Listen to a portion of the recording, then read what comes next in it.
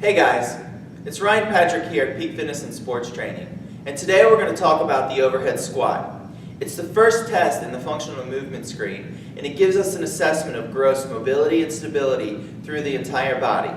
So there's a lot of things that are going to shake loose in the overhead squat that we're going to see throughout every test in the functional movement screen. There's a lot of things we're looking for here. Every joint needs a certain amount of mobility and a certain amount of stability. And if we compromise that, the effects can precipitate up or down the kinetic chain and present as pain or dysfunction or poor movement at some other spot. So we're going to go through each point today, talking to you about what exactly we're looking for, what your body should be able to do, and then talk about why you might be limited on some of these ranges of motion, and ultimately a corrective strategy that you can use to help improve the overhead squat. So the overhead squat isn't just looking at the lower body mechanics. In fact, it's really like a magnifying glass for us because it really zooms in on all the limitations that people have in a way that allows us to catch them a lot easier than in a standard squat or some other mobility test. So starting at the shoulders, we're looking for full flexion range of motion. Can you get the stick all the way above your head? And are you able to keep it there throughout the entire range of motion? This is really important because it looks at how the shoulder blade or the scapula works with the upper spine to produce mobility and stability.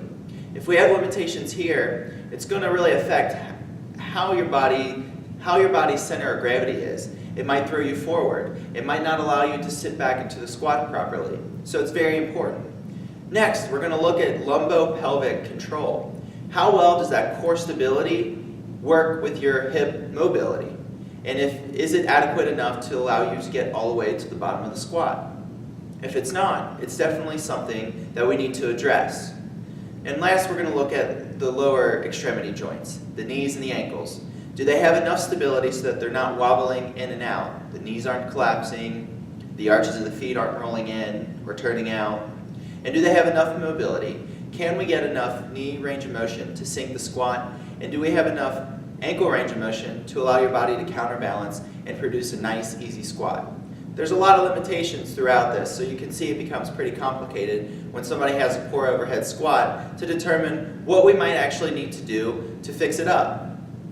So here's a couple corrective strategies. Number one, if we're limited in shoulder mobility, we need to work on some rotation work through the upper spine. We need to work on getting that full shoulder range of motion, full shoulder flexion range of motion back, and some of that might involve our breathing drills.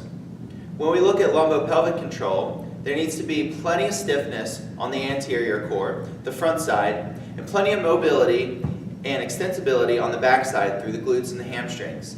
A lot of times people latch on with their hip flexors because they don't have enough stability and it prevents them from sinking the squat any lower.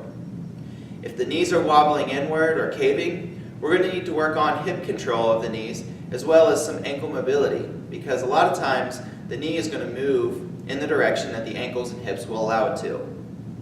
And if there's restrictions at the foot or ankle, we need to get people out of their shoes and restore ankle dorsiflexion range of motion. Give them back all that necessary range that they lose from wearing high heels, walking on flat streets, being in tennis shoes that still provide that heel lift and a cushion that kind of numbs the response of the foot to react. It does have a poor overhead squat. It's rare that we see it in isolation. In fact, there's usually an underlying problem that we need to look at first and address. We call this a fundamental movement or a primitive pattern. These are the things that are the lowest level foundation that we need to build back up in order to do the big movements, the functional movements, the overhead squat, the hurdle step, the lunge. So if we have poor core stability, it's rare that it's only going to show up in the overhead squat. In fact, if we take people and put them on their back, a lot of times we're going to see perfect alignment. You're going to notice that they can get into an overhead squat position with their butt back and head against the wall, arms fully flexed overhead. They can get their knees all the way to their chest, and their ankles are even in a good position. All we're doing here is taking away the effect of gravity and showing that these people do actually have good mobility. But when they're standing up, they have poor stability, so they can't get into these same positions. Their brain essentially turns things off. The brain's in control. So we need to go back and fix some of the fundamental movements and allow people to get back or restore the things that they're really having trouble with.